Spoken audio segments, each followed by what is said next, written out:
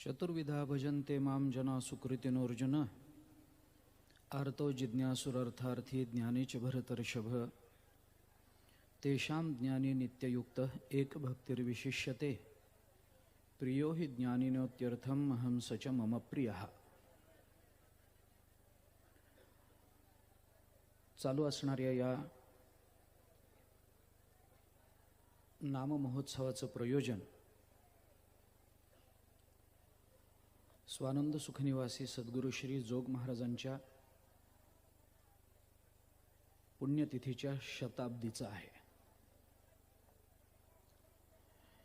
या काळामध्ये संपूर्ण महाराष्ट्रामध्ये सद्गुरू श्री जोग महाराजांबद्दलचा आदरभाव श्रद्धाभाव वेगवेगळ्या क्षेत्रातल्या मंडळींनी यथायोग्य पद्धतीनं वर्षभर प्रकट केलेला आहे। अनेक सप्ताह या वर्षभरामध्ये जोग महाराजांच्या पुण्यतिथीचं शताब्दी वर्ष म्हणून संपन्न झालेले आहेत।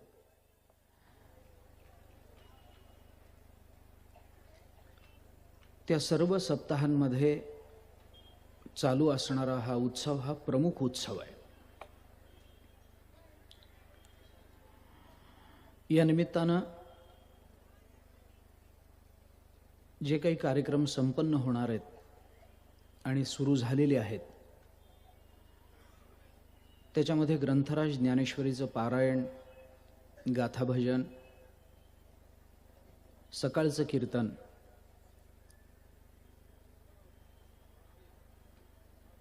रामकथा आणि त्याचाच एक भाग म्हणून सद्गुरू श्री जोग महाराजांचं चरित्र या निमित्तानं आपल्याला विचारात घ्यायचं आहे। जोग महाराजांचं चरित्र 7 दिवसामध्ये रोजच्या 1.5 तासात किती सांगणं होईल आणि कसं आवरता येईल हा जरी प्रश्न असला तरी संपूर्ण आयुष्य जरी दिलं तरी जोग महाराजांचं चरित्र तसंही सांगून होणारच नाही आहे। नाहीतरी त्याचा संकोच करूनच जर ते विचारात घ्यायचं असेल तर त्याचा अधिकाधिक संकोच करून आपल्याला त्याचा विचार करता येईल। आणि म्हणून ज्या काही तोडक्या मोडक्या शब्दामध्ये मला ते मांडता येणं शक्य आहे ते मांडण्याचा मी प्रयत्न करतोय। तसंही एरवी रोज कीर्तन प्रवचन करणारी आपण सगळीच मंडळी आहोत, व्याख्यानही करतो।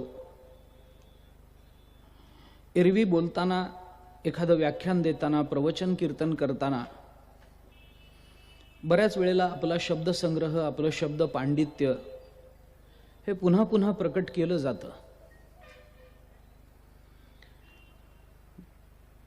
परंतु कीर्तन प्रवचन करताना, व्याख्यान करताना एरवी जरी भाषा प्रभू म्हणवलं गेलो असलो तरी सुद्धा जोग महाराजांच्या चरित्र सांगण्याच्या बाबतीत मात्र आपल्यासारखे शब्द दरिद्री कोणी नसेल।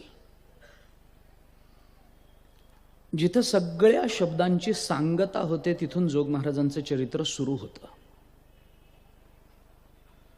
ज्ञानेश्वर महाराजांच्याच भाषेत जर बोलायचं झालं तर वाचा जेथ विसवे ते साधू कथा। संतांची कथा सांगत असताना, साधूची कथा सांगत असताना आपली वाचा बंद पडते। काय वाणू आता न पुरे हे वाणी, मस्तक चरणी ठेवी तसे हे म्हणावं लागतं। आम्ही किती प्रयत्न केले म्हणजे आमच्या मुखातून ते वर्णन, ते चरित्र प्रकट होईल, त्या संतांचं वर्णन होईल हे सांगता येत नाही। शिवमहिम्नामध्ये ज्या पद्धतीनं सरस्वतीला कल्पवृक्षाची लेखणी करून देऊन जर तिला पृथ्वीचा कागद, समुद्राची शाई करून दिली तरी जसं भगवंताचं वर्णन होणं शक्य नाही, त्याच पद्धतीनं आपल्या बुद्धीनं वाटेल ते केलं तरी जोग महाराजांचं चरित्र शब्दशः, अक्षरशः आणि भावपूर्ण अशा पूर्णपणाने प्रकट होईल असं होत नाही. ज्ञानेश्वर महाराज म्हणतात, वाचा जेथ विसवे वाचा थांबते.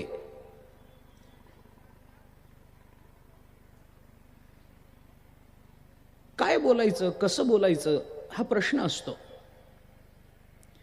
कारण वाणीची प्रवृत्ती तिकडच होते जे कार्यरूपाला आलेलं आहे, जे दृश्य रूपाला आलेलं आहे. अदृश्य तत्व ज्या वेळेला जगताच्या कल्याणापोटी म्हणून दृश्य रूपाला येतं तेव्हा ते शब्द कक्षेच्या बाहेरच असतं. जोग महाराजांचा अवतार हा तसाच आहे. ज्ञानेश्वर महाराजांच्याच भाषेत बोलायचं झालं तर, आता उपाय वन वसंतू जो आज्ञेचा आहे व तंतू अमूर्तची परिमूर्तू कारुण्याचा. वास्तविक ते अमूर्त तत्व आहे. करुणा त्यांच्या अंतःकरणामध्ये प्रविष्ट झाली आणि त्या करुणेला मानवी आकार मिळाला. तो आकार म्हणजे सद्गुरू जोग महाराज आहे.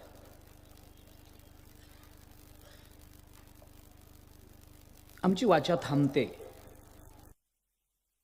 प्रज्ञावेली वेल्हाळ असेल, पण इथं मात्र केवता कल्पतरुवरी फुलवरा कायसेनी पाहुणेरू क्षीरसागरा ऐसा कवणे वासू कापुरा सुवासुदेव. चंदना ते कायसेनी चर्चावे अमृता ते केवते रांधावे गगनावरी उभवावे घडे केवी ऐसे श्री गुरुचे महिमान. अकळिता के असे साधन हे जाणोनी मिया नमन निवांत केले.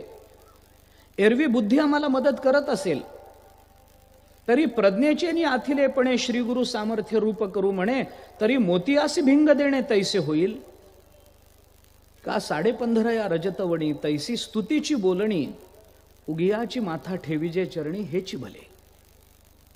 मस्तक चरणी ठेवी तसे हेच शेवटी म्हणावं लागतं. पण संतांचं वर्णन करताना ज्ञानेश्वर महाराज म्हणतात त्या पद्धतीनं आपली वाचा का विसावते याचं चिंतन करत असताना कालिदासाने एके ठिकाणी असं म्हटलंय,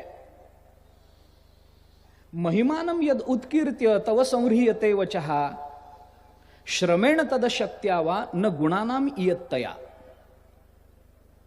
कालिदास असं म्हणतात की या साधूंचं वर्णन करत असताना आमची वाणी बंद पडते. ती का पडते? महिमानम यद उत्कीर्त्य यांचं महिमान गाता गाता तव संह्रियते वचः वाचा शांत होऊन जाते. कशामुळे? केवळ त्यांच्याबद्दलचं बोलणं आता संपलं, त्यांच्याबद्दल बोलण्यासारखं काही राहिलं नाही म्हणून आमची वाचा थांबत नाही. मग कशामुळे थांबते? श्रमेण तद अशक्त्यावा न गुणानाम इयत्तया. त्यांच्या गुणांची इयत्ता झाली, त्यांच्या गुणांची परिसमाप्ती झाली म्हणून वाचा बंद पडत नाही. ते गुणांची अशी खाण आहेत की त्यांच्या गुणांची चर्चा करता करता शेवटी वाणीतली शक्ती संपून जाते आणि शक्तीहीन झाल्यामुळे वाचा बंद पडत असते. श्रमेण तद शक्त्यावा. ज्ञानोबा राय त्याच अर्थाने म्हणतात, वाचा जेथ विसवे ते साधू कथा. जिथं वाचा बंद पडते, वाचा थांबते, न गुणानाम इयत्तया. अरे हे संत महात्मा म्हणजे गुणांचा सागर आहे, गुणांचे निधी आहेत. आमची बुद्धिशक्ती संपून जाईल, आमची शारीरिक क्षमता संपून जाईल, आमच्या वाणीची ताकद संपून जाईल, पण त्यांचे गुण संपत नाहीत. आणि म्हणून संत आणि परमात्मा यांचं वर्णन करताना कोणत्याही अर्थाने अर्थवाद चालत नाही असं भागवत रामायणादी ग्रंथामधून आपल्याला जे पाहता येतं ते याच अर्थाने. तिथे अर्थवाद चालत नाही. कसा अर्थवाद लावणार? भगवंताचं वर्णन करताना कसा अर्थवाद लावणार? ज्ञानोबाराय तुकोबारायांचं वर्णन करताना कोणते शब्द अर्थवादात्मक होणार? होत नाहीत. ना गुणवाद होतो, ना अनुवाद होतो, ना भूतार्थवाद होतो. कोणत्याच अर्थाचा अर्थवाद तिथं प्रवृत्त होत नाही. कारण अर्थवाद ही एक सरळ संकल्पना आहे, मला त्याचं विश्लेषण करायचंच नाही आहे. अर्थवाद म्हणजे काय? एखाद्याच्या बद्दल वाढवून गुण सांगणं किंवा वाढवून निंदा करणं याला अर्थवाद म्हणतात. सोप्या भाषेमध्ये लक्षात घ्या. आपण जे गुण जिथं नाहीत ते तिथं वाढवून सांगणं आणि जो दोष तिथं नाही त्या दोषांच्या संबंधानं निंदा करणं, या दोन्हीलाही अर्थवाद म्हणतात. अवांतर गुणदोषांची चर्चा म्हणजे अर्थवाद असतो. संतांच्या गुणांचं वर्णन करताना वाढवून वर्णन होऊ शकेल का हो? आपल्या बाबतीत वाढवून वर्णन होऊ शकतं. याची उदाहरणं पुष्कळ आहेत. मला फार सवंगही ते करायचं नाही, सामान्य पातळीवर आणायचंच नाही. कारण ज्यांची परंपरा आपण अभिमानानं मिरवतो,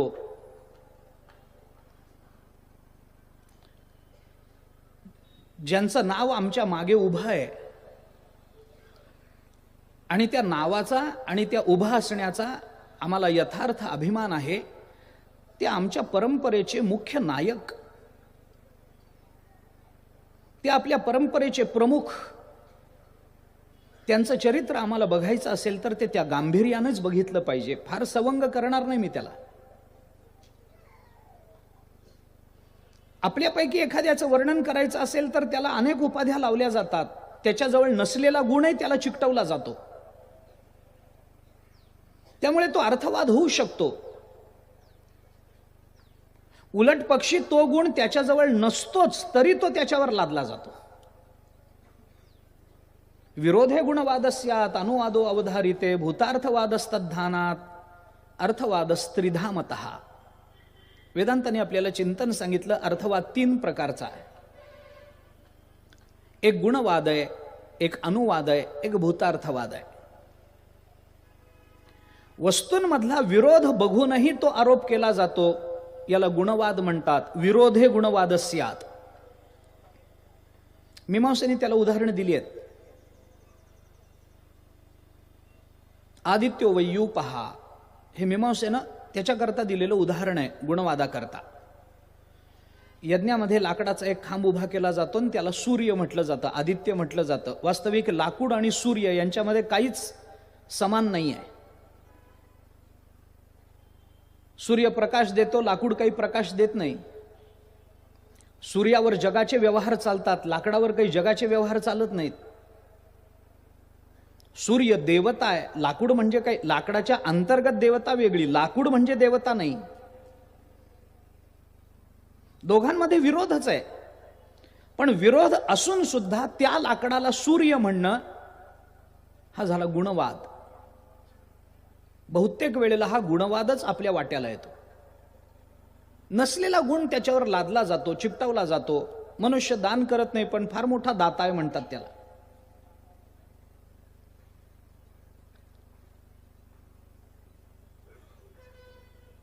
काही काही त्याला येत नसतं तरी सुद्धा वेदांत चूडामणी म्हणतात त्याला. नसलेलंच लादणं आहे की नाही, त्याच्यावर काहीच नसतं पण तरी त्याच्यावर ते लादलं जातं. हा गुणवाद आहे. नसलेला गुण चिकटवणं. तसं भगवंताच्या आणि संतांच्या बाबतीमध्ये कोणता गुण असा आहे की तो त्यांच्याजवळ नाही म्हणून त्यांना चिकटवला गेला? अरे जगातल्या कोणत्याही गुणांचा तुम्ही उच्चार करा, तो गुण त्या गुणनिधीमध्ये तुम्हाला सापडणारच आहे. त्यामुळे संतांचा अर्थवाद, संतांबद्दल अर्थवाद होत नाही. संत गुणनिधान आहेत. तुम्ही कराल ते वर्णन त्या गुणनिधानामध्ये कुठं गडप होईल सांगता येत नाही. काय अर्थवाद करता? मग वाचा विसावते ती कशामुळे? गुण संपले म्हणून नाही, ती थकली. आयुष्याची ताकदच तेवढी होती.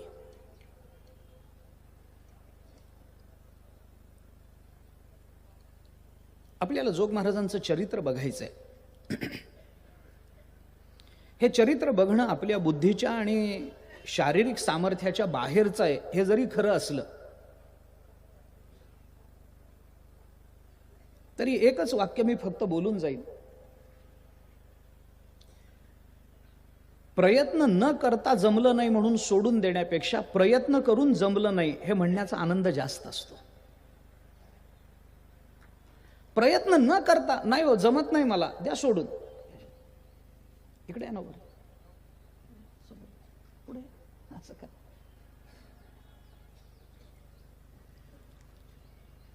प्रयत्नच करायचा नाही आणि सोडून द्यायचं.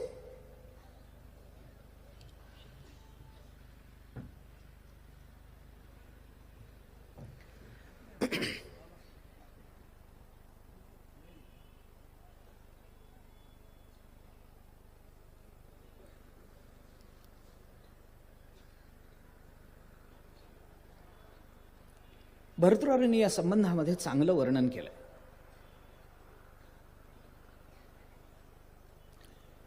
काही वर्ग त्यांनी त्याच्यामध्ये केलेत. काही लोक प्रयत्न न करताच त्याच्या परिणामाचं चिंतन करून थांबून जातात.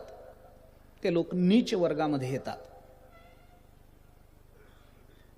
दुसरा वर्ग मध्यम वर्ग आहे. तो प्रयत्न सुरू करतो आणि अर्ध्यावर सोडून देतो. आणि तिसरा उत्तम वर्ग असा आहे जो प्रयत्न करतो आणि प्रयत्नानं ते शेवटापर्यंत पोचवतो.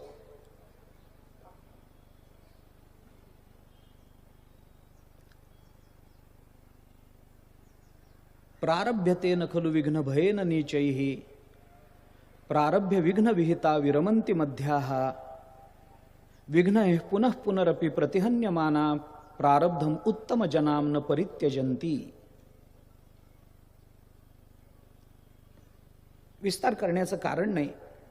प्रयत्न न करता हे चरित्र मी सोडून देणार नाही. मी प्रयत्न करताना प्राण देईन, पण कुठे ना कुठेतरी त्याच्या पूर्णतेच्या दिशेनं माझं एखादं पाऊल जरी पडलं तरी मला माझ्या जीवनाची धन्यता वाटेल.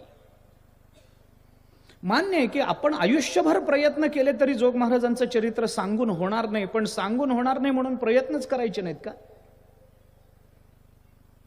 आपण आयुष्यभर खात राहिलो तरी पोट भरत नाही म्हणून जेवणच करायचं नाही का?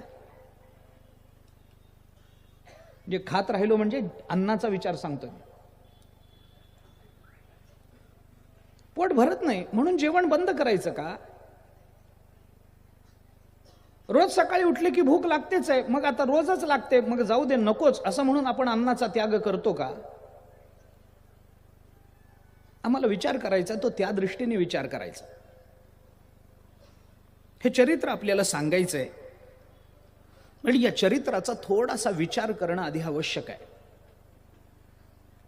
संतांचं चरित्र सांगावं. जोग महाराजांचं चरित्र सांगण्यामध्ये विशेष आनंद आहे. परमात्म्याच्या चरित्रापेक्षा सुद्धा संतांचं चरित्र सांगण्यामध्ये विशेषत्वानं आनंद मिळतो. चरित्र ते उच्चारावे केले देवे गोकुळी असं आपण भगवान श्रीकृष्णाचं चरित्र सांगताना म्हणतो की नाही? चरित्र ते उच्चारावे केले देवे गोकुळी. मी थोडा बदल करतो क्षमा मागून. बाबा समोर आहे. क्षमा मागून थोडा बदल करतो. चरित्र ते उच्चारावे केले देवे गोकुळी म्हणायचं नाही. चरित्र ते उच्चारावे केले जोगे आळंदी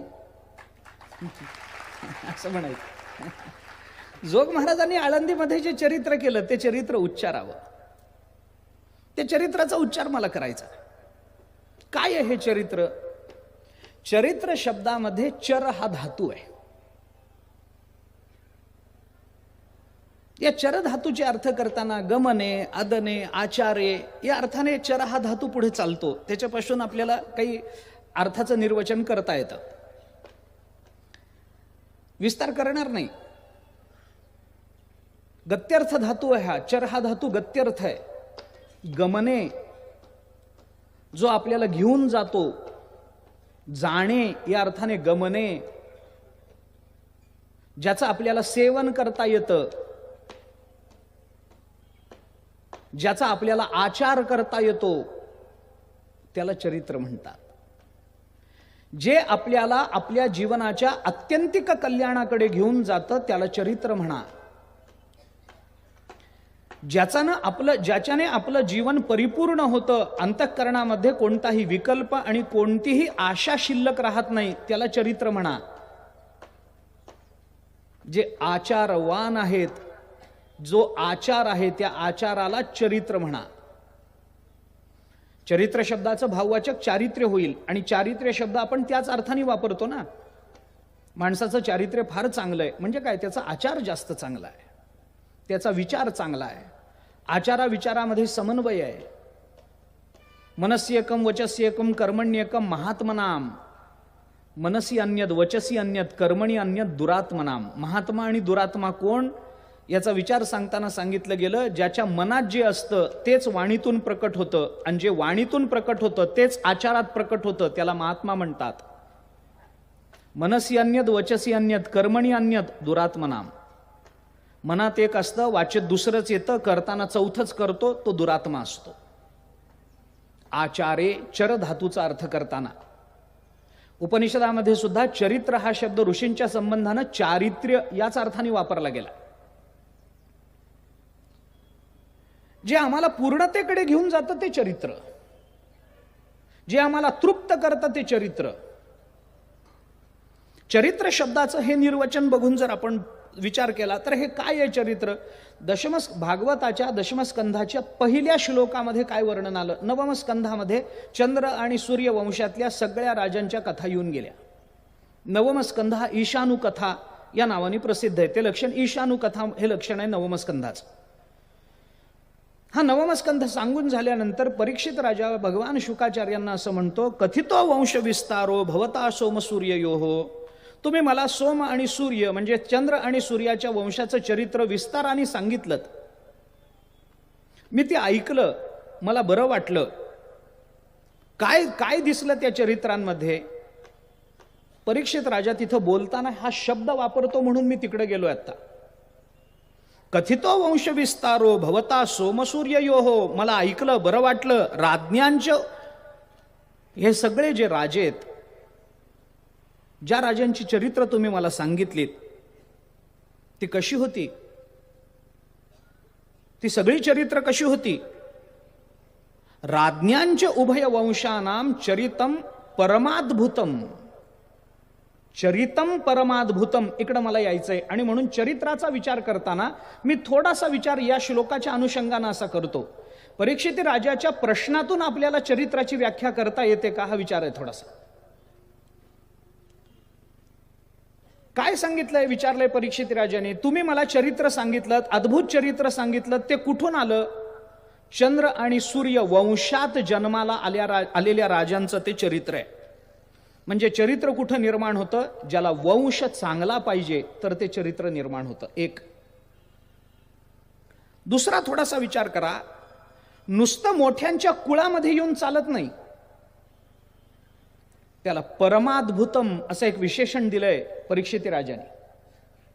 नुसतं मोठ्यांच्या कुळामध्ये येऊन चालत नाही. मोठ्यांच्या कुळात पुष्कळ येतात पण कुळ बुडवायलाच येतात. त्यांची योजनाच त्याच्याकरता असते. परमाद्भुतम, परम अद्भुतम असं चरित्र निर्माण करावं लागतं.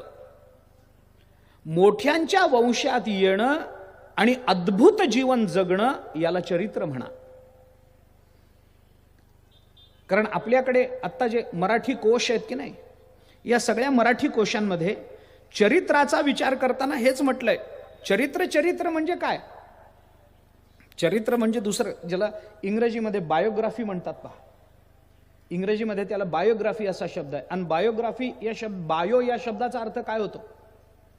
तुमचं वंशानुचरित काय आहे त्याच्यावरूनच तुमचं चरित्र ठरवलं जातं. तुमचं काय कर्तृत्व आहे याच्याकडे फारसं लक्ष दिलं जात नाही. ती बायोग्राफी आहे. शेवटी आमचा वंश काय आहे, आमच्यामध्ये काय ती गुणसूत्र आली, त्याच्यावर कुठं चरित्र ठरतं काय? आमच्याकडे अशी चरित्र आहेत. मी आता थोडा विकल्पही सांगतो.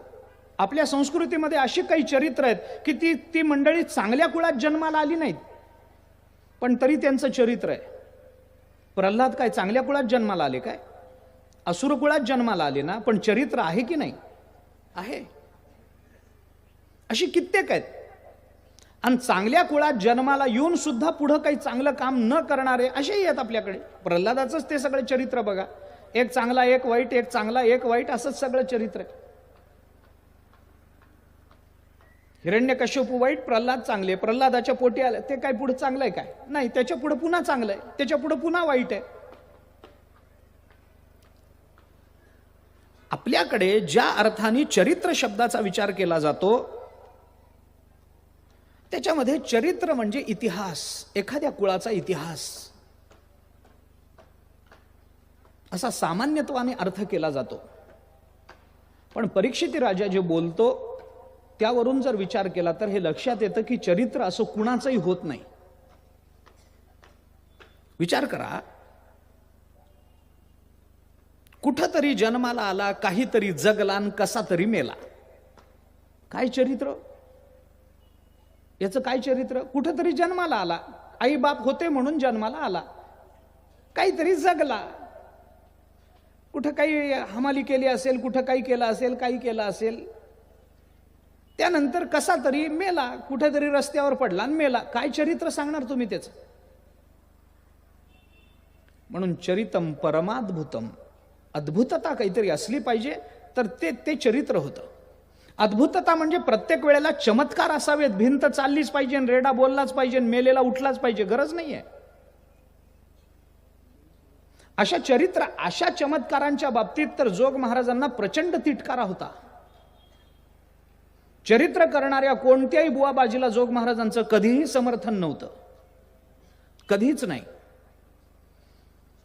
त्यांच्याही जीवनचरित्रामध्ये उगीच त्यांनी हातातून कुंकू नाही काढलं कधी, नारळातून टाचण्या नाही काढल्या कधी.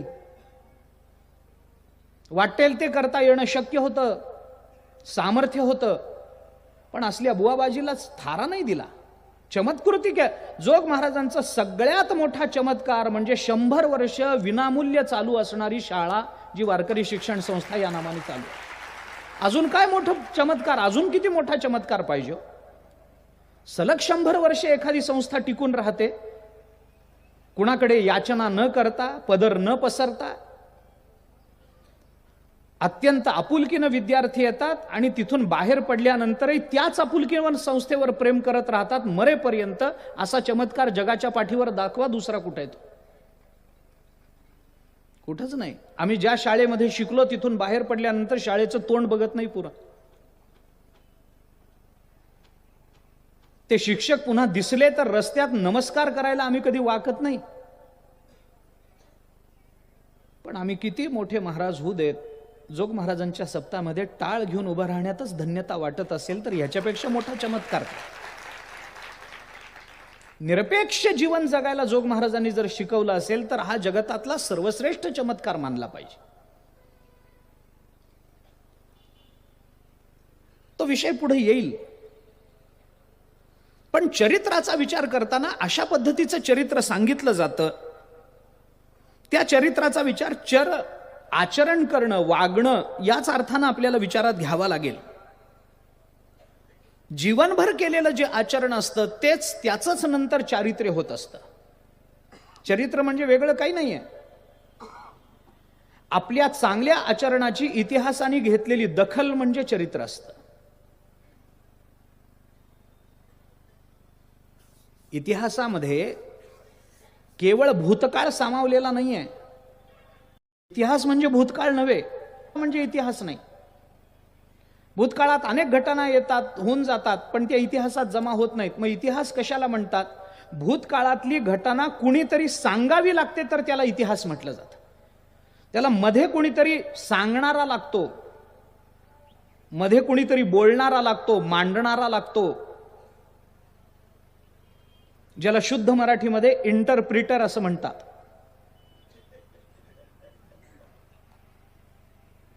मध्ये कुणीतरी एक माध्यम लागत असतं आणि ते माध्यम असल्याशिवाय तो इतिहास होत नाही.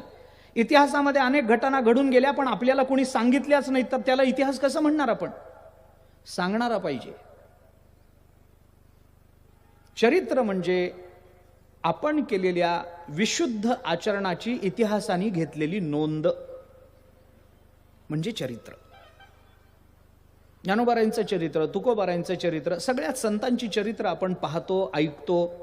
तसं जोग महाराजांचंही चरित्र ऐकलं पाहिजे, पाहिलं पाहिजे, तपासलं पाहिजे. गमने या अर्थावरून जर आपल्याला विचार करायचा असेल तर मी दुसऱ्याही अर्थाने ते बोलतो. एक दोन वाक्यामध्ये त्याचा समारोप करतो. मुद्दा त्याचा हा आहे की त्या अर्थाने, त्या धातुपाठाने जर आपल्याला पुढे जायचं असेल, त्या धात्वार्थाने जर पुढे आपल्याला जायचं असेल तर ही चरित्र काय करतात? ही चरित्र म्हणजे दुसरं तिसरं काही नाही. आपलं जीवन किती विशुद्ध आहे हे तपासणारी कसोटी म्हणजे ही चरित्र असतात. एखाद्या माणसाला असं वाटतं की आपण फार चांगले वागतो, आपल्या जीवनामध्ये कधी आपण अनैतिक कर्माचं आचरण केलेलं नाही आहे, आपण अधार्मिक बुद्धीनं कधी वागलो नाही, असं जर कुणाला वाटत असेल तर त्यांनी जोग महाराजांचं चरित्र बघावं, त्याच्यावर आपलं जीवन घासून बघावं, मग आपलं पितळ किती उघडं पळतं हे कळून घ्यावं. कारण आमचा जो अभिमान आमच्या आचरणाचा आहे तो याच जन्मापुरता आहे. जोग महाराजांनी संकल्प करताना सांगितलं, स्वप्नात पाप केलं नाही, या जन्मीन मागच्या जन्मीचं काय सांगता, स्वप्नात पाप केलं नाही, या जन्मीन माग म्हणजे आमच्या आचरणाचा आमचा अभिमान या जन्मापुरता, आम्हाला आठवतं तेव्हापासूनच आहे. जोग महाराज म्हणतात, मी अनंत जन्मामध्ये पाप केलं नाही, माझी या सत्यवादाचे तप वाचा केली, बहुत कल्प तया फळाचे महाद्वीप पातलो आम्ही. हे जर जोग महाराजांचं म्हणणं असेल तर त्या म्हणण्यानुसार, त्या आचरणानुसार मग आता आपलं आचरण तपासून पहा. गमने आम्हाला चांगल्या मार्गाकडे घेऊन जातं ते चरित्र असतं. चरित्राचा विचार आणखीनही काही वेगळ्या पद्धतीनं आपल्याला करता येण्यासारखा आहे. चरित्र शब्दाचा विचार करताना मराठी भाषेमध्ये याला 4-5 अर्थ दिलेत. मी उगीच धावता विचार सांगतो त्याचा. चरित्र म्हणजे कृत्य, चरित्र म्हणजे क्रिया, चरित्र म्हणजे आचरण, चरित्र म्हणजे वर्तन, जे आत्ता आपण बोलून आलो. ये दशे चरित्र केले नारायणे, इथं आलेला चरित्र शब्द काय, कर्म, लीला, आचरण याच अर्था नाही की नाही. ये दशे चरित्र, इथला चरित्र शब्द पहा. चरित्र शब्द आणखीन एका अर्थाने जातो, चरित्र म्हणजे अवस्था, चरित्र म्हणजे स्थिती, याही अर्थाने तो वापरला गेला.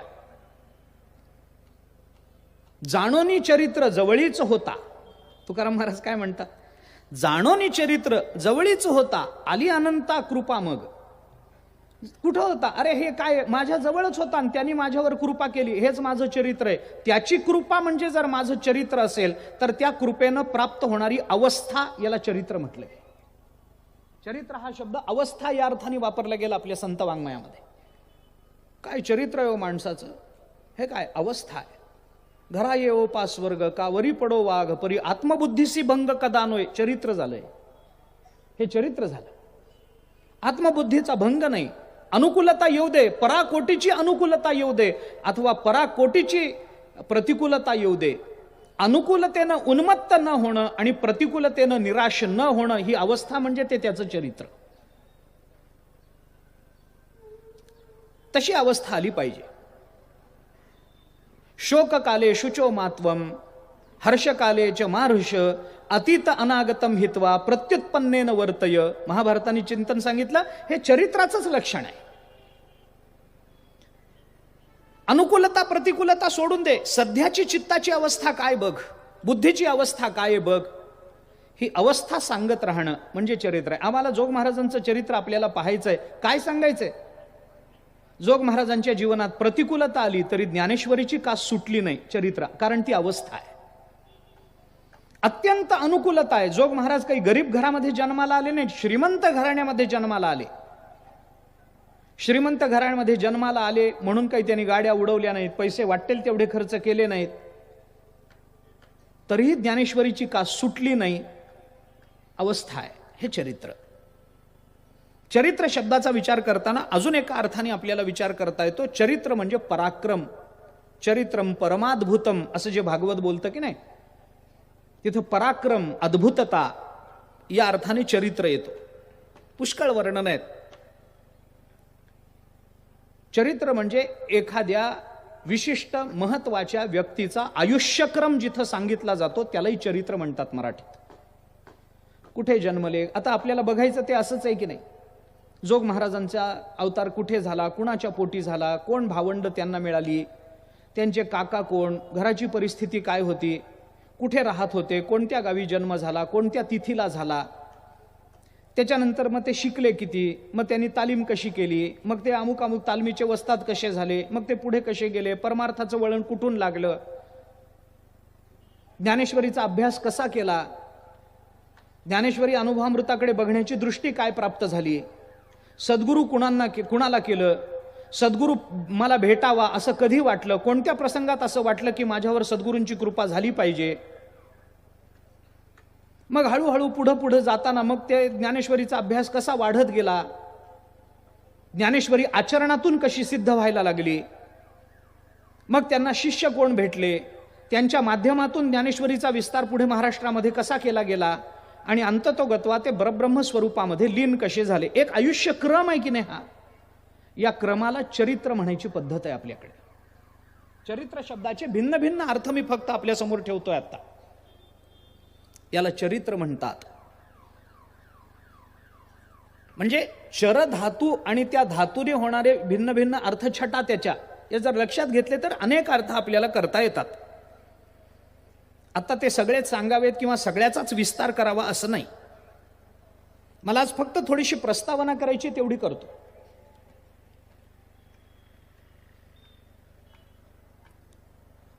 हे जे चरित्र आहे, या चरित्राचा विचार करत असताना भक्तिशास्त्रामध्ये आपल्याकडे दोन पद्धतीच्या चरित्रांचा विचार आला आहे. एक अनुभव चरित्र आणि दुसरं लीला चरित्र. अनुभवश्च लीलाचेत उच्चते चरितम द्विधा. दोन पद्धतीचं चरित्र असतं. उज्ज्वल नीलमणीमध्ये जीव गोस्वामींनी याचा उल्लेख केलाय आणि जीव गोस्वामी उज्ज्वल नीलमणीमध्ये हे सांगतात की अनुभव चरित्र आणि लीला चरित्र असे चरित्राचे दोन प्रकार असतात. उच्चते चरितम द्विधा. एक अनुभव चरित्र आहे आणि दुसरं लीला चरित्र आहे. काय फरक आहे या दोन चरित्रामध्ये? भक्तिशास्त्रांनी त्याची वर्णन करताना अशी वर्णनं केली आहेत की ज्या चरित्राच्या केवळ श्रवणाने आनंद मिळतो त्याला लीला चरित्र म्हणा, आणि ज्या चरित्राच्या आचरणाने जीवन धन्य होतं त्याला अनुभव चरित्र असं म्हणा. एक श्रवणीय चरित्र आहे आणि एक अनुकरणीय असं चरित्र आहे. ते चरित्राचं आचरण करायचं तर त्याला अनुभव चरित्र म्हणा. काही चरित्र ही फक्त श्रवणीय असतात, त्याचं आचरण करायचं नाही. का करायचं नाही याची कारणं वेगवेगळी. त्या विशिष्ट अवस्थेवर गेल्यानंतर ते आचरण त्यांच्याकडून घडलं, ती कृती त्यांच्याकडून घडली, म्हणून कोणत्याही अवस्थेवर असताना ती कृती आपल्याला करता येत नसते. दुर्दैवाने सामान्य मनुष्य संतांच्या जीवनचरित्रामधलं आचरण पाहतो, त्या आचरणाच्या मागची अवस्था बघत नाही. त्यांनी केलं आपण करा, पण त्यांनी कोणत्या अवस्थेमध्ये केलं आम्ही बघणार नाही. याचं उत्तम उदाहरण मी देऊन जाईल. ज्ञानेश्वर महाराजांच्या चरित्रामध्ये चांगदेवांचं काही विशिष्ट स्थान आहे. पण चांगदेवांबद्दल बोलताना आपणही म्हणतो चांगदेव कोरा तो कोरा. हे मुक्ताबाईंनी म्हणायचं, तू नाही. हे आपण म्हणायचं नाही. चांगदेवांचा अभिमान, हे चांगदेवांची अवस्था आपण नाही बघायची. मुक्ताबाईंनी म्हणावं चांगा कोरा तो कोरा राहिला म्हणून. ज्ञानोबारायांनी म्हणावं याला काही कळत नाही म्हणून. मान्य आहे ना. ते म्हणतात, आम्ही म्हणतो चांगदेवाला काही कळत नाही. तुला किती कळतं? त्यांना काही कळत नाही, तुला सगळं कळतं. ये बरं वाघावर बसून. मी म्हणतो चांगदेवांना काही कळत नव्हतं, ठीक आहे, काही कळत नव्हतं तरी कुणाला पत्र पाठवावं हे तरी कळत होतं ना. बास आहे ना, जीवन धन्य आहे ना. आम्हाला तेही कळत नाही की आम्हाला दुःख सांगायचं तर ज्ञानोबारायांना सांगावं, हेही कळत नाही आम्हाला. मोबाईलवर सांगतात. अरे आम्ही कुणाला आमचं दुःख बोलतो आहोत हे सुद्धा जर आम्हाला कळत नसेल तर चांगदेव ज्ञानोबारायांपर्यंत पोहोचले या अवस्थेचा आम्हाला विसर पडतो. आणि आम्ही चांगदेवही म्हणत नाही, चांगदेवांना एकेरी संबोधतो. आम्ही चांगदेव कोरा राहिला. अरे ते योगीराज आहेत. 14 वेळेला मृत्यूला परतवून लावलंय, ठेच लागली तर सहन होत नाही. 14 वेळेला मृत्यू हात हलवत परत गेलाय आणि त्या महात्म्याला आपण अरे जारे म्हणतो. का म्हणतो? मुक्ताबाई म्हणतात म्हणून. मी एकाला सहज म्हणलं, आता उदाहरण म्हणून सांगतो, एकाला सहज म्हणलं अहो हे सिगारेट ओढत जाऊ नका, बिड्या ओढत जाऊ नका, चांगलं नव्हतं. तो मला म्हणाला गजानन महाराज ओढत नव्हते काय? म्हणजे त्याला गजानन महाराजांच्या हातातली चिलीम दिसली पण त्यांची अवस्था दिसली नाही. मला बाकीचा विस्तार करायचा नाही, मला एवढाच मुद्दा सांगायचा आहे की माणूस जेव्हा संतांच्या, सामान्य मनुष्य जेव्हा संतांच्या चरित्राचा विचार करतो तेव्हा जी कृती डोळ्यासमोर येते तेवढीच तो बघतो, त्या कृतीच्या मागची अवस्था बघत नाही. अवस्था पहा. देवाला शिव्या द्यायच्या, द्यावं, पण आधी जनाबाई व्हावं आणि मग द्यावं. मग प्रश्न मिटला. अरे अरे विठ्या मूळ मायेच्या कार्ट्या म्हणा, तुम्ही तुझं गेलं मढ म्हणा, पण आधी जनाबाई व्हावं आणि मग बोलावं, नाही तर बोलू नये. आमचा अधिकार नाही तो. काही जे चरित्र संतांचं किंवा परमात्म्याचं आहे त्या चरित्रामधला काही भाग हा नेहमी लीला चरित्रामध्ये मोडतो. देवाचं बहुतांश चरित्र हे लीला चरित्र असतं आणि संतांचं बहुतांश चरित्र हे अनुभव चरित्र असतं. दोन्ही पद्धतीची चरित्र आपण तपासा. संतांच्या चरित्रामध्ये अनुकरणीय भाग मोठ्या प्रमाणात आहे आणि देवाच्या चरित्रामध्ये श्रवणीय भाग मोठ्या प्रमाणात आहे. याचा अर्थ देवाच्या चरित्रात अनुकरणीय काहीच नाही असं नाही आणि संतांच्या चरित्रामध्ये लीला चरित्र नाहीच आहे असंही नाही. पण ज्या चरित्राच्या श्रवणाने आनंद मिळतो ते चरित्र वेगळं, ज्या चरित्राच्या अनुकरणाने आनंद मिळतो ते चरित्र वेगळं. भगवंतानी गोवर्धन पर्वत उचलला, लीला चरित्र आहे, अनुभव नाही. हे चरित्र ऐकायचं फक्त. भागवत कथेमध्ये, काल्याच्या कीर्तनामध्ये भगवंतानी करांगुलीवर गोवर्धन पर्वत धारण केला. दधार लीलया कृष्ण छत्राकमिव बालका. भक्त ऐकायचं भागवतातलं. कृष्ण छत्रा बालका छत्राकमिव श्रीकृष्ण लीलया दधार. ऐका फक्त. त्यांनी उचलला म्हणून आम्ही एखाद्या डोंगराखाली हात घालू तो होत नाही. गावाला जाताना वळकटी उचलायला हमाल करावा लागतो याला. आणि हा लीलया दधार असं कसं उचलू शकेल? उचलता येत नाही. भूछत्र तोडून मुलांनी गमतीनं डोक्यावर धारण करावं रस्त्यावरून जाता जाता. छत्राक म्हणजे भूछत्र, छत्री. आमच्या मराठवाड्यामध्ये त्याला कुत्र्याची छत्री म्हणतात. इकडं काय म्हणतात मला माहित नाही. पश्चिम महाराष्ट्रामध्ये तुम्ही कोणता प्राणी निवडलाय माहित नाही मला.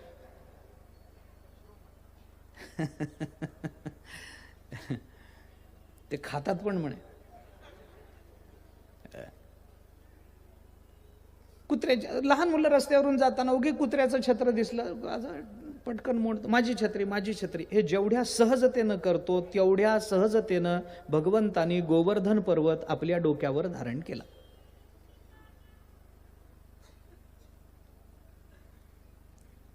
छत्राकम इव बालकाः बालकाः छत्राकम इव श्रीकृष्ण लीलया दधार असं अन्वयला गेलं श्लोकाचा.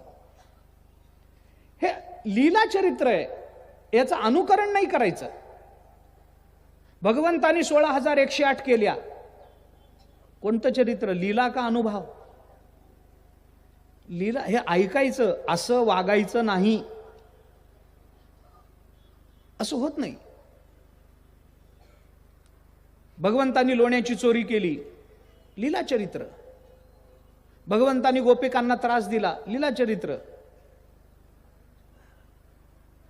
भगवंतानी कपट केलं, लीला चरित्र. काही चरित्र ही लीला चरित्र असतात आणि काही चरित्र अनुभव चरित्र असतात. मी पुढे येतो त्या विचाराकडे अजून.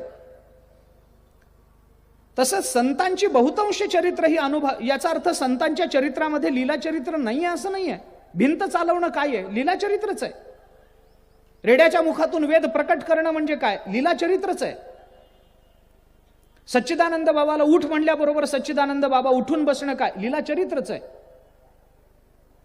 तुकोबारांनी प्रार्थना करणं काय? अशक्य ते तुम्हा नाही नारायणान, मेलेलं मूल उठून बसणं काय? लीला चरित्रच आहे. हा प्रयोग आम्ही करायला जाऊ तर होणार नाही. आमच्या कीर्तनामध्ये आम्ही असं देवाला प्रार्थना करू, अशक्य ते तुम्हा नाही नारायणा, निर्जीवा चेतना आणावया, तर कोणी उठत नाही. मी गमतीनं सांगतो, त्यांच्या कीर्तनामध्ये मेलेले जिवंत होत होते.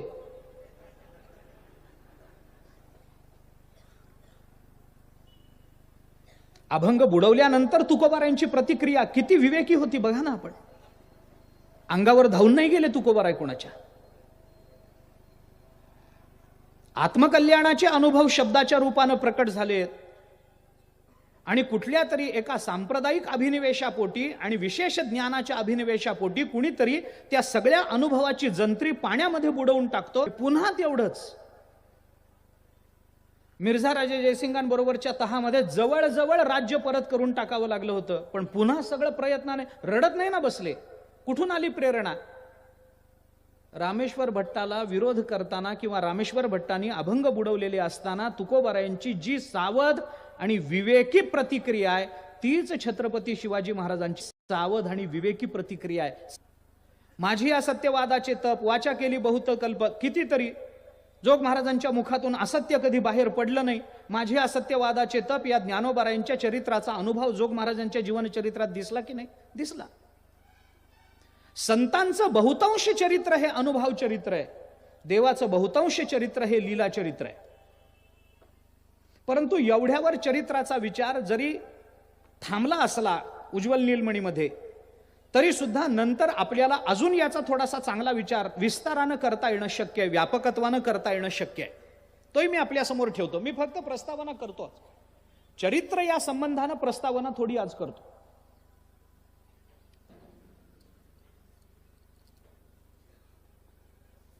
अनुभव चरित्र आणि लीला चरित्र हे दोन काय भेद करता येतात तेही सांगतो. अनुभव चरित्र वेगळं, लीला चरित्र वेगळं. लीला चरित्र श्रवणीय आहे, अनुभव चरित्र आचरणीय आहे. पण गंमत ही आहे की देवाच्या आणि संतांच्या लीला चरित्रातही एक अनुभव असतो आणि संतांच्या आणि परमात्म्याच्या अनुभव चरित्रातही एक लीला असते. ऐका, आता याचा दृष्टांत देतो मी, खुलासा करतो, पण साध्या सोप्या शब्दामध्ये करतो. अनुभव चरित्रातली लीला म्हणजे त्या अनुभवाची सहजता असते आणि लीला चरित्राचा हेतू म्हणजे लीला चरित्रातला अनुभव असतो. ऐका, मी दृष्टांतानं खुलासा करतो याचा. अनुभव चरित्रात एक लीला आहे. काय लीला आहे? अनुभव चरित्रातली सहजता. ज्ञानोबारायांना भिंत चालवण्याकरता कष्ट करावे लागले नाहीत. चल म्हटल्याबरोबर भिंत चालली. किती सहज आहे. लीला म्हणून तर त्याला लीला म्हणतात ना. ब्रह्मसूत्रामध्ये लीला शब्दाचा अर्थ करताना जगद्गुरु शंकराचार्यांनी तोच लोकवत्तु लीला कैवल्यम या सूत्रावर भाष्य करताना आचार्यांनी काय भाष्य केलंय? लीला शब्दाचा अर्थ करताना आचार्यांनी सहजता असा अर्थ केला. लीला म्हणजे सहजता. आपण म्हणतो ना, आता आपण बोललो ना, दधार लीलया कृष्ण छत्राकमिव बालका. लीला शब्द वापरला की नाही तिथं? सहजता सांगायची. लहान मूल भूछत्र जेवढ्या सहजतेनं तोडतं त्यालाच लीला म्हणायचं. लीला म्हणजे सहजता. आपण मराठीमध्ये शब्द वापरतो लीलया. लीलया शब्द वापरतो की नाही? अरे हे काम लीलया करून टाकीन मी. लीलया म्हणजे काय? सहज करेन. आचार्याने त्याला दृष्टांत देताना आपल्या पापण्यांची उघड झाप हे उदाहरण दिले भाष्यामध्ये. आपल्या पापण्यांची जी उघड झाप होते, उन्मिलन मिलन होत राहतं, याच्याकरता माणसाला फार परिश्रम करावे लागतात का? फार संकल्प करावे लागतात का? अरे डोळ्याची पिटपिट तर चालूच असते. डोळ्यांची उघड झाप तर चालू. मी जागा असणाऱ्यांबद्दल बोलतोय. डोळ्यांची उघड झाप तर चालूच आहे ना. त्याच्याकरता काय संकल्प करावा लागतो का? चला बाबा आता डोळे बंद करण्याची वेळ झाली, संकल्प करा. आवडे ते वृत्ती किरीटी आधी मनवणीची उठी मग ते वाच. असं झालंय त्याचं काही? सहज सहज. बरं ती पापणी बंद करायला आणि उघडायला काही कुठून तरी जेसीबी आणा, त्याला ओढा, असं थोडंच असतं. सहज आहे. आम्हाला कळायच्या आत तर आमच्या डोळ्यांची उघड झाप होऊन गेलेली असते. याला म्हणतात लीला. अनुभव चरित्र प्रकट करताना ज्ञानोबारायांनी सत्यवादाचे तप केले. याच्याकरता ज्ञानोबारायांना परिश्रम आहेत का हो?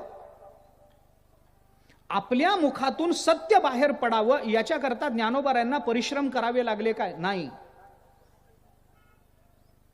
खरे बोले तरी फुकासाठी जोडे हरी तुकोबाराय म्हणतात. या खरं बोलण्याकरता तुकाराम महाराजांना काही प्रयत्न करावे लागले? फार भांडण करावं लागलं?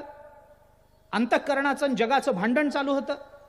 रात्री दिवस आम्हा युद्धाचा प्रसंग, अंतर्बाह्य जग आणि मन, खरं बोलू का खोटं बोलू, खोटं बोललो तर फायदा होईल, थोडं बोलू, असं झालं तुकोबारायांचं? नाही नाही नाही, असं नाही झालं. किती सहजता आहे त्यांच्या आचरणामध्ये, सहज त्यांच्या मुखातून बाहेर पडलं, सहज बाहेर पडलं खरं. विचार करा आपण. मी एक जाता जाता एक विचार सांगून जातो, तेवढा बघा. खोटं बोलण्याची इच्छा असताना प्रयत्नपूर्वक जो खरं बोलतो ते बोलणं हे साधकाचं लक्षण आहे, सिद्धाचं नाही. ऐका, मी पुन्हा एकदा सांगतो. खोटं बोलण्याची इच्छा असताना प्रयत्नपूर्वक नाईलाजानं मनावर दगड ठेवून विवेकाचा विचार करून नैतिकतेचा धर्माचा विचार करून जो खरं बोलतो तो साधक आहे, संत नाही. कारण त्याला ते खरं बोलण्याकरता प्रयत्न करावे लागलेत. खरं बोलावं का खोटं बोलावं हा विचार मनात यायच्या आत ज्याच्या मुखातून खरं बाहेर पडतो ते संतांचं लक्षण आहे. प्रयत्न नाहीत त्याच्याकरता.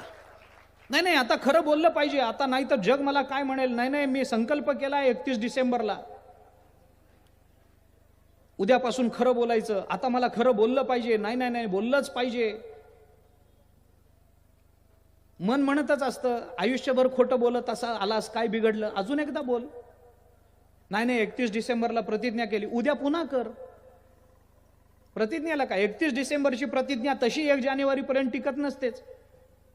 कशा करता विचार करायचा आहे?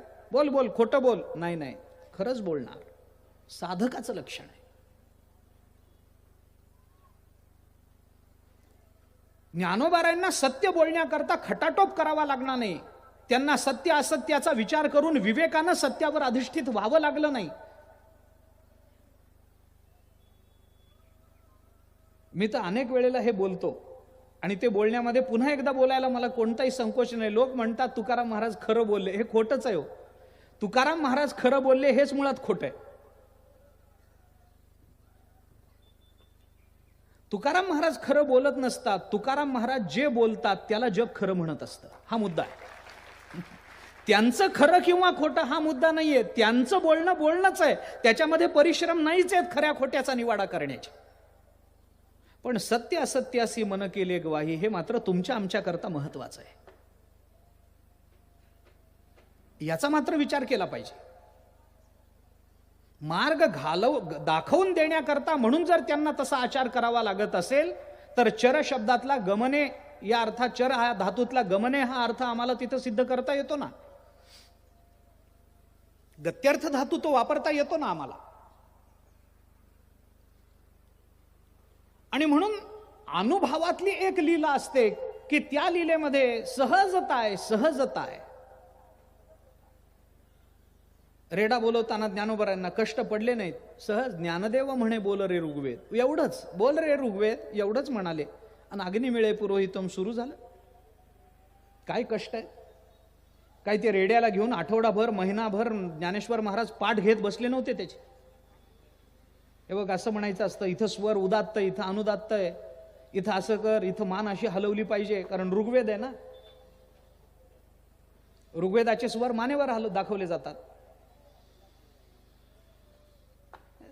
मान इथं अशी हलव, इथं तशी हलव, हा उदात्त अनुदात्त. काही नाही, त्याला घेऊन बसले नव्हते, त्याला शिकवलं नव्हतं, काही नाही. त्याला काय कळणार आहे? रेडाच आहे तो. बरं ज्ञानोबाराय घेऊन बसले असले तरी सुद्धा रेडाच नव्ह. काही काही जणांना ज्ञानोबाराय घेऊन बसले तरी फरक पडत नाही असा त्याचा अर्थ आहे.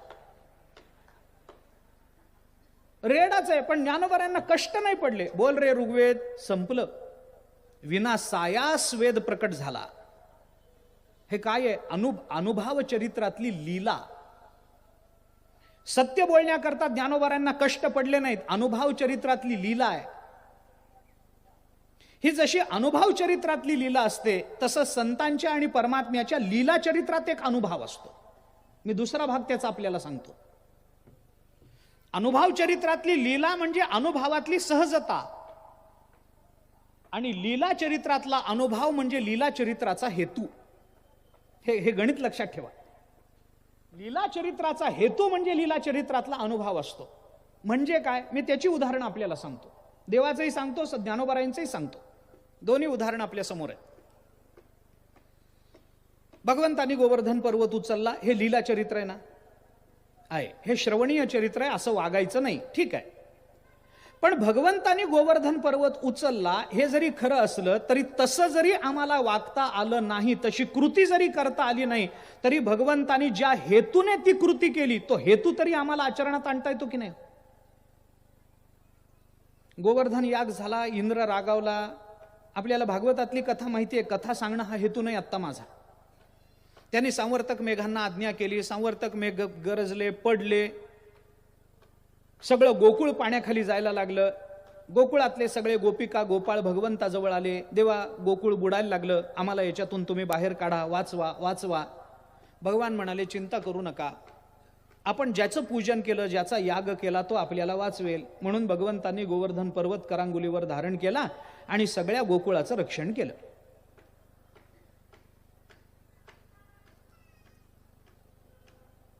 मेघ तो कडाडीला, शिळा वर्षता भारी. भगवंतांनी गोकुळाचं रक्षण केलं.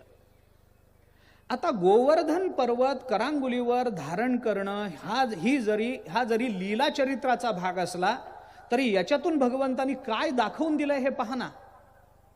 काय दाखवून दिलं भगवंतांनी? याच्यातून हे दाखवून दिलं की आपल्याकडे कुणी जर शरणागत म्हणून आश्रयाच्या अपेक्षेने आला असेल तर वाटेल ते कार्य करावं, पण त्याला आश्रय देऊन संतुष्ट करावं. हा भगवंताचा हेतू, हाच लीला चरित्रातला अनुभव आहे जो आमच्या आचरणाचा विषय होऊ शकतो.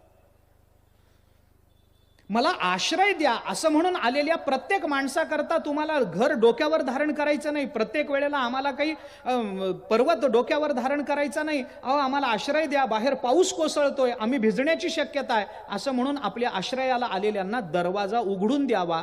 हेच भगवंताच्या त्या लीला चरित्रातून आपल्याला घेण्यासारखा अनुभव आहे.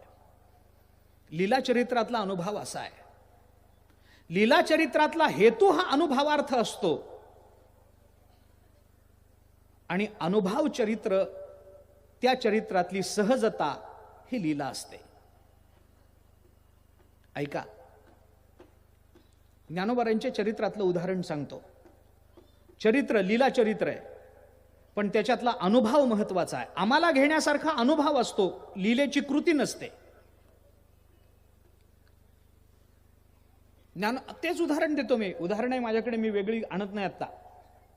ज्ञानोबारांनी रेड्याच्या मुखातून वेद बोलवला, आपल्याला सगळ्यांना ज्ञात आहे. पहिल्यांदा पैठणला सभा भरली. त्या सभेमध्ये शुद्धीपत्रक द्यायचं न द्यायचं याच्यावर पुष्कळ खल झाला. मग ज्ञानेश्वर महाराज जेव्हा तत्वविचार बोलून दाखवायला लागले तेव्हा कुणीतरी एका कर्मठानी, एखाद्या स्वतःला विद्वान समजणाऱ्या ब्राह्मणांनी त्यांना सांगितलं, अरे हा याचं नाव सुद्धा ज्ञान आहे. तोन तू एकच का? ज्ञानोबाराय म्हणाले, तोन मी एकच. ज्ञानदेव म्हणे, तोही माझा आत्मा, वगैरे वगैरे. हे चरित्र आपल्याला माहिती आहे. मग त्याच्या पाठीवरचे वळ ज्ञानोबारायांच्या पाठीवर दिसले. लोकांना आश्चर्य वाटलं. पण हे सगळी घटना होईपर्यंत त्या सभेमधले काही लोक उठून निघून गेले होते. याला काय अर्थ द्यायचा? हा काही बोलतो. वेदांत बोलण्या एवढी सोपी गोष्ट या जगात दुसरी नाही.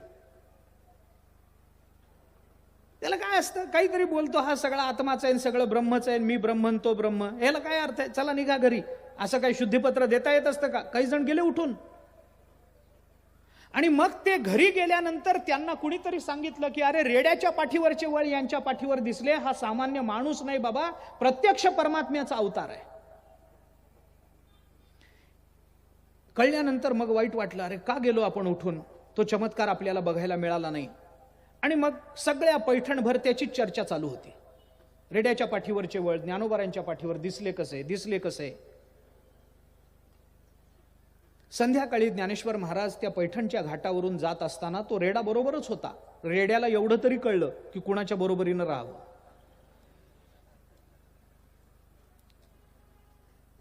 जी मंडळी सकाळच्या सभेतून उठून गेली होती त्या मंडळींनी पुन्हा ज्ञानेश्वर महाराजांना बघितलं आणि मग पुन्हा चौकशा सुरू झाल्या. त्याच्या पाठीवरचे वळ तुझ्या पाठीवर दिसले कसे?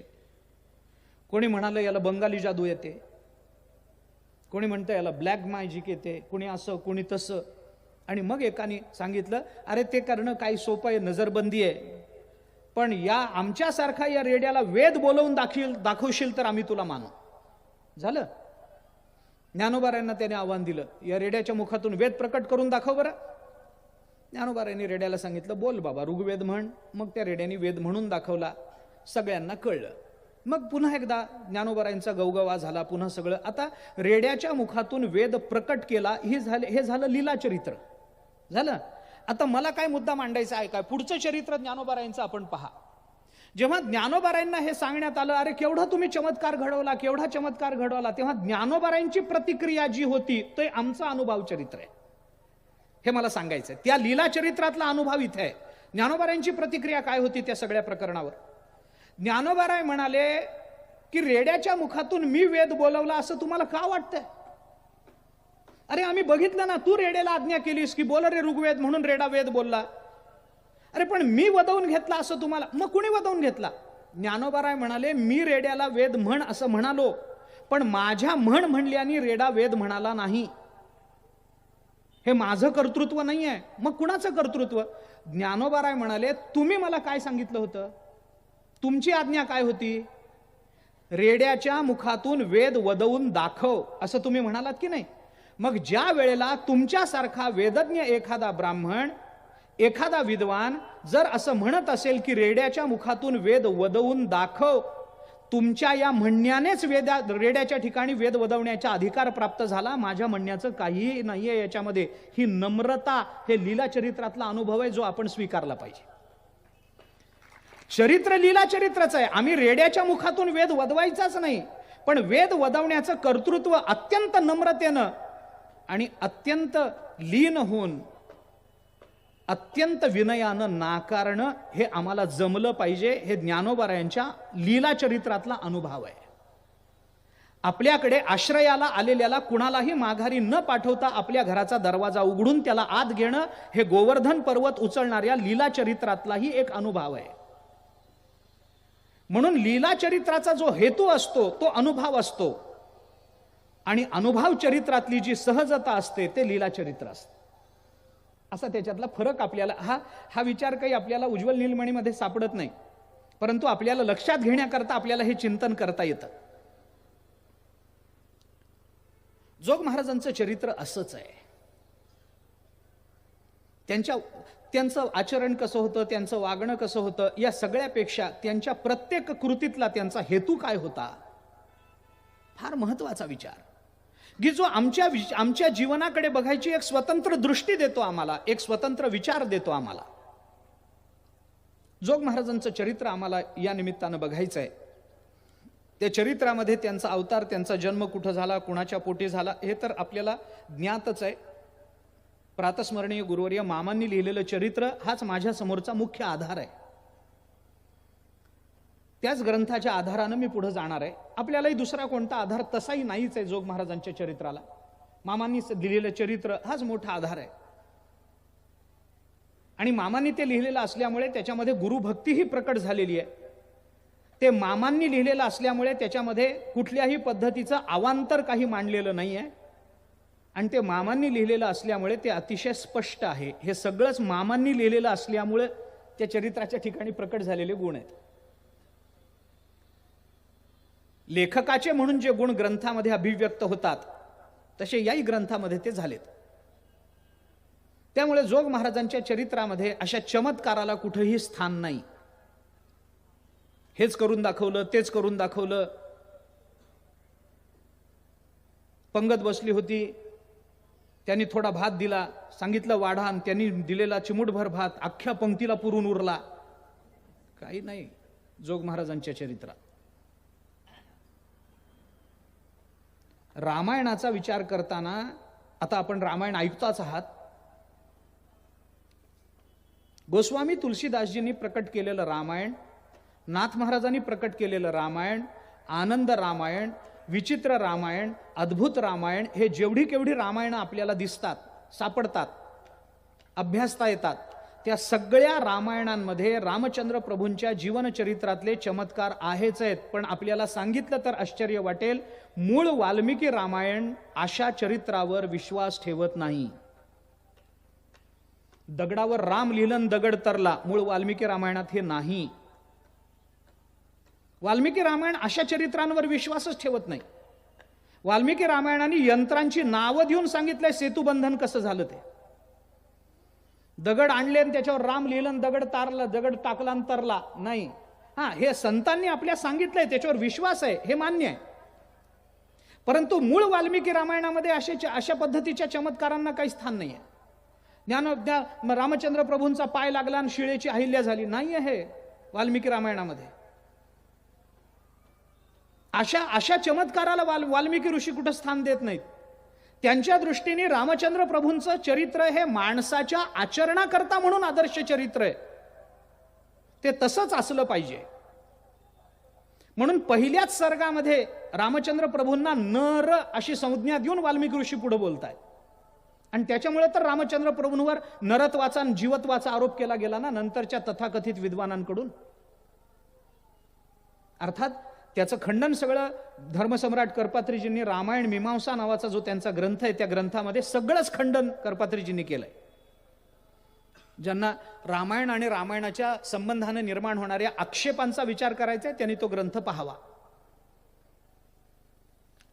किती मोठा विद्वान असो, करपात्रीजींसमोर काय हो, काय बोलणार आणि कसं बोलणार, त्यांच्यासमोर कोण बोलणार.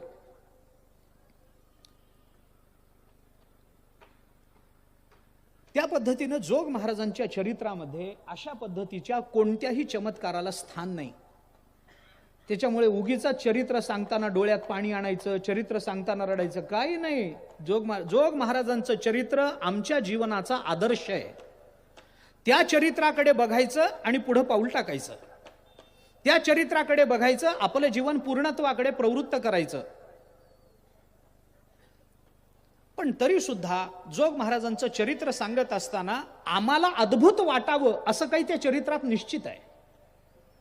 त्यांनी ती अद्भुतता आपल्या कृतीतून प्रकट केली नाही, पण त्यांचा जन्मच असा होता की त्यांच्याकडे बघितल्यानंतर कुणालाही ती अद्भुतता वाटावी. जोग महाराजांचं जीवन म्हणजे अनंत गुणांची खाण आहे. काय नाही त्या चरित्रामध्ये, काय नाही.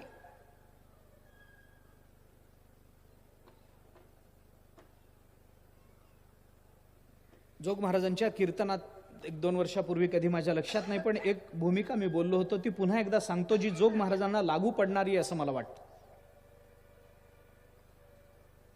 जोग महाराजांना आपण संत म्हणतो, पण ते नुसते संत नव्हते. संत नव्हते नाही, नुसते संत नव्हते असं मला म्हणायचं आहे. विपर्यास होऊ नये त्याचा कृपा करू. आपल्याकडे संत वाङ्मयामध्ये हे 2 शब्द जोडून येतात, साधू आणि संत. साधू संत असे शब्द जोडून येतात. आता तुम्ही कृपावंत, साधू संत जीवलग, साधू संत जोडून येणारे शब्द आहेत. साधू आणि संत या दोन्ही शब्दाचा विचार केला तर ते दोन्ही शब्द समान अर्थाचे आहेत असं वाटतं, पण समान अर्थाचे नाहीत. मी आपल्या वारकरी संप्रदाय आणि आपल्याला ज्ञात असणाऱ्या वारकरी संप्रदायाबद्दल बोलतो बरं. आता जोग महाराजांचा विशेष काय होता इथून सुरुवात करतो. आपल्या संप्रदायामध्ये संत पुष्कळ झाले, क्वचित प्रसंगी साधूही झाले, पण जोग महाराज साधूही होते आणि संतही होते. असभुवी धातूला शत्रू प्रत्यय लागून साधू आणि संत हे दोन्ही शब्द सिद्ध करता येतात.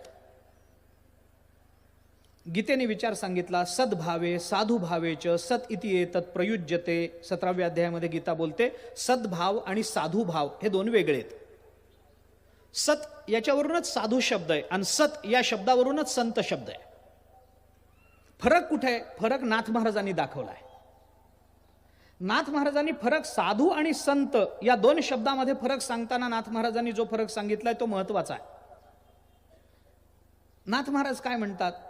संतांच्या विभूती धर्मालागी अवतरती, धर्म रक्षणा कारणे साधू होता ती अवतीर्णे. धर्मालागी जे असतात ते संत आणि धर्म रक्षणा करता येतात ते साधू. लागी आणि रक्षण या दोन शब्दाकडे आपण आपलं लक्ष वेधा.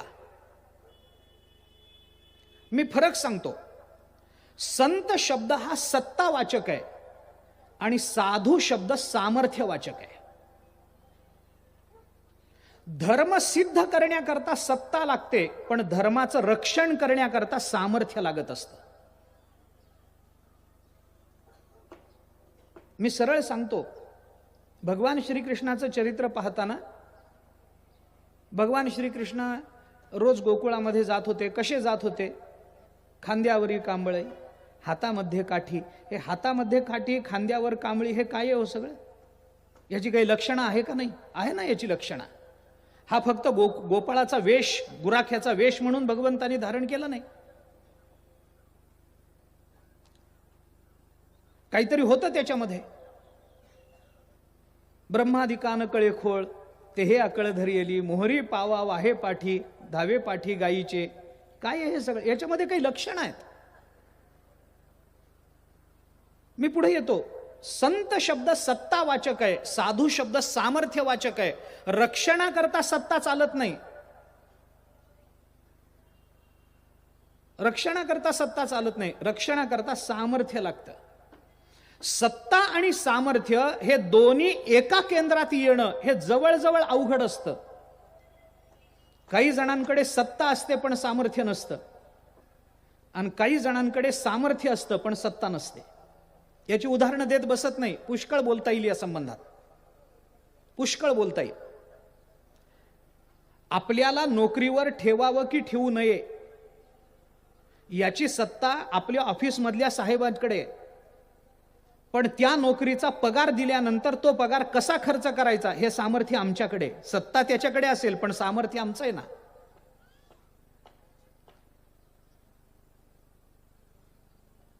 एखादा मोठा लाकडाचा ओंडका उचलण्याकरता काय ताकद लागते, तो कसा उचलावा, त्याच्याकरता कोणती युक्ती वापरावी, याच्याकरता एखादा तंत्रज्ञ, त्याची सत्ता चालेल, पण ओंडका उचलण्याचं सामर्थ्य मात्र कष्टकऱ्याकडेच असतं.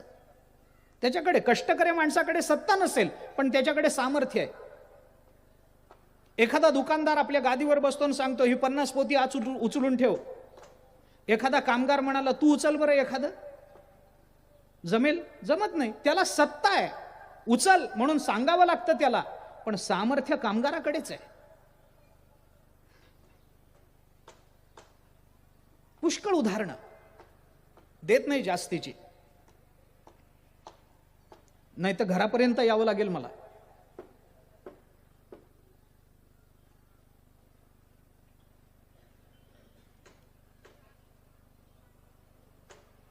देऊच नको, झालं. मला अजून एक महत्वाचा मुद्दा मांडायचा. सत्ता आणि सामर्थ्य याचं एकेंद्रीकरण म्हणजे जोग महाराजांचं चरित्र आहे. ऐका, त्यांच्याकडे सत्ताही होती, त्यांच्याकडे सामर्थ्यही होतं. मी लक्षणेने सांगतो. जोग महाराजांच्या डोक्यावरचा फेटा हे सत्तेचं लक्षण आहे, आणि जोग महाराजांच्या हातातली काठी हे त्यांच्या सामर्थ्याचं लक्षण आहे. डोक्यावर फेटा असणं हे विद्वत्तेचं प्रतीक आहे.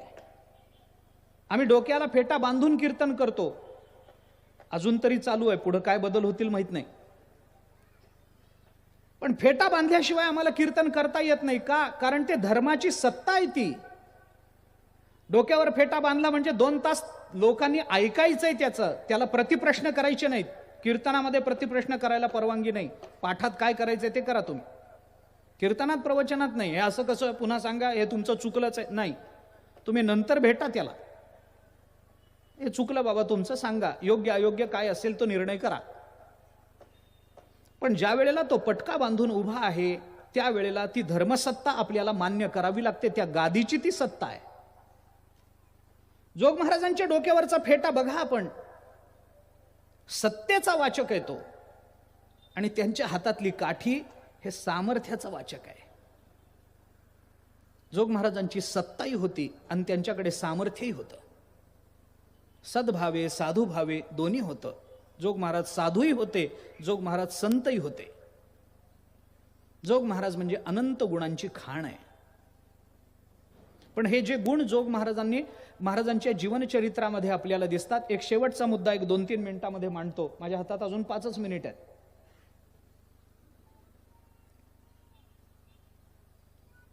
म्हणजे बोलण्यासारखं पुष्कळ आहे, तसाही माझा अर्धा तास कमीच झालाय, पण ते योग्यही आहे, एका अर्थाने उचितही आहे.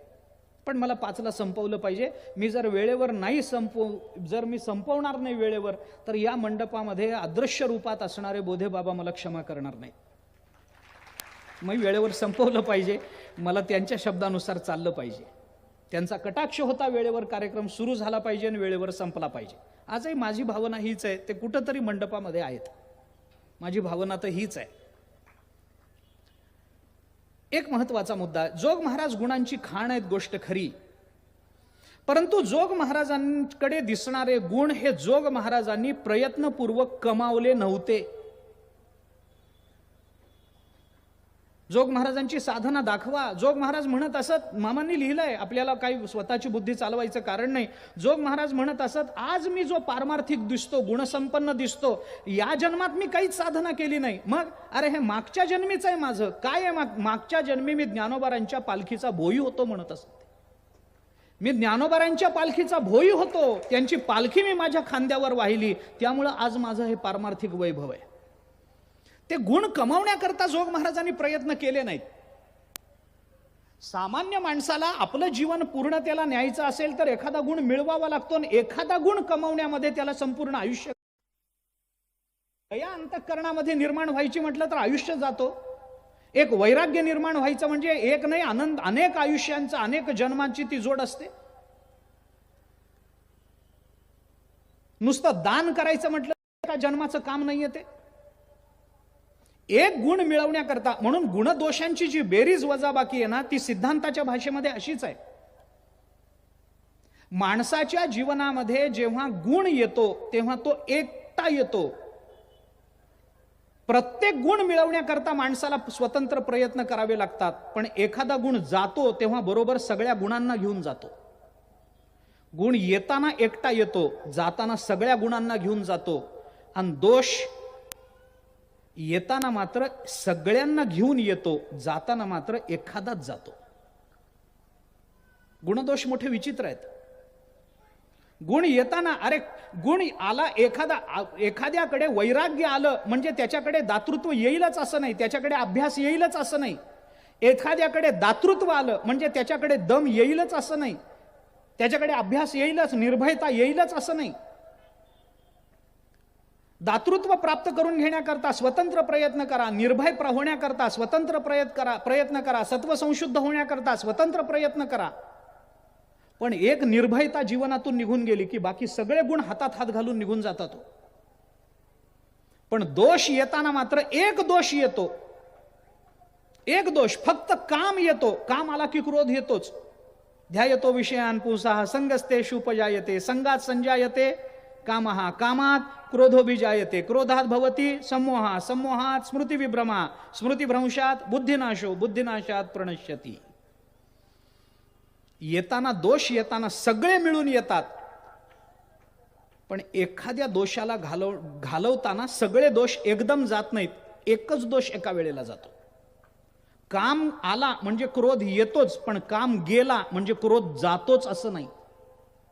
दुर्वासांच्या अंतःकरणात काम नाही पण क्रोध आहे ना, त्यांच्या कामाबरोबर क्रोध गेला नाही ना त्यांचा. सामान्य माणसाच्या जीवनाचं गणित मांडताना आपल्याला हे त्रैराशिक मांडावंच लागेल. गुण येताना एक एकटे येतात, जाताना मिळून जातात. दोष येताना मिळून येतात, जाताना एक एकटे जातात. पण जोग महाराजांच्या चरित्रामध्ये दोष नाही. बरं, गुण मिळवण्याकरता गुणप्राप्तीची साधनाही दिसत नाही की जोग महाराज गेले डोंगरावर जाऊन असं केलं, जोग महाराज तिथं गेले, तिथं जाऊन त्यांनी हे केलं ते केलं, काही नाही. गुणप्राप्ती करता प्रयत्न नाहीत. का नाहीत त्याचं कारण सांगून मी आजच्या पुरता थांबतो आणि जोग महाराजांच्या चरित्राला उद्यापासून प्रारंभ करतो. मी फक्त चरित्र ही भूमिका काय आहे, या शब्दाचा अर्थ काय होतो, चरित्र मांडायचं म्हणजे नेमकं काय आहे, त्याच्या पद्धती त्या संबंधाचा फक्त विचार आज केला. एक फक्त भूमिका आहे. जोग महाराजांनी गुणांकरता प्रयत्न केले नाहीत.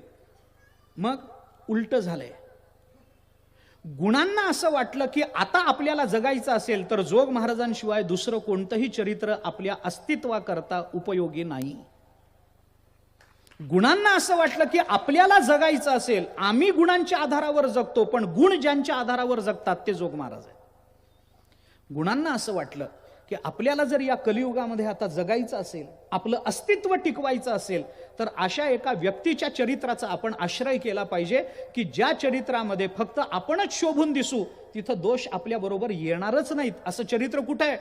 आणि मग सगळ्या महाराष्ट्रामध्ये जेव्हा ते गुण फिरले काळामध्ये, तेव्हा त्या गुणांच्या लक्षात आलं फक्त एकमेव व्यक्तिमत्व असं आहे की जिथं आपलं अस्तित्व सुखकर आहे, ते म्हणजे जोग महाराजांचं जीवन.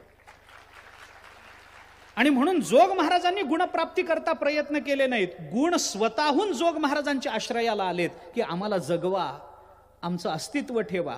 तुम्ही नाही तर आम्हाला या जगतामध्ये अभ्यास नावाची संकल्पना जिवंतच राहणार नाही. तुम्ही जर नाही नसता तर श्रद्धा नावाची, निष्ठा नावाची गोष्ट या जगतामध्ये जिवंत दिसली नसती. याच्याकरता म्हणून सगळे गुण ज्यांच्या आश्रयाला आले ते जोग महाराजांचं चरित्र आहे.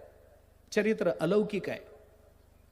ऐकताना आपल्यातलंच वाटतं, पण आचरताना असामान्य वाटतं, असं अद्भुत चरित्र जोग महाराजांचं आहे. त्या जोग महाराजांच्या चरित्र क्रमाचा आम्हाला विचार करायचा आहे. आयुर्क्रमाचा आम्हाला थोडासा विचार करून मग पुढे जायचं आहे. या चरित्राच्या संबंधानं आणखीनही काही भूमिका आणि जोग महाराजांचं एकूण चरित्र, त्याचा विचार करायचा आहे. आत्ता माझी वेळ संपली, म्हणून आत्तापुरता मी थांबतो. नंतरचे कार्यक्रम काय आहेत सूचना दिली जाईल. आत्तापुरता मी फक्त थांबतो. राहिलेल्या चरित्राचा विचार आपण उद्याला पाहू. पुंडलिक वरदा हरी विठ्ठल, श्री ज्ञानदेव तुकाराम विठ्ठला विठ्ठला विठ्ठला विठ्ठला विठ्ठला.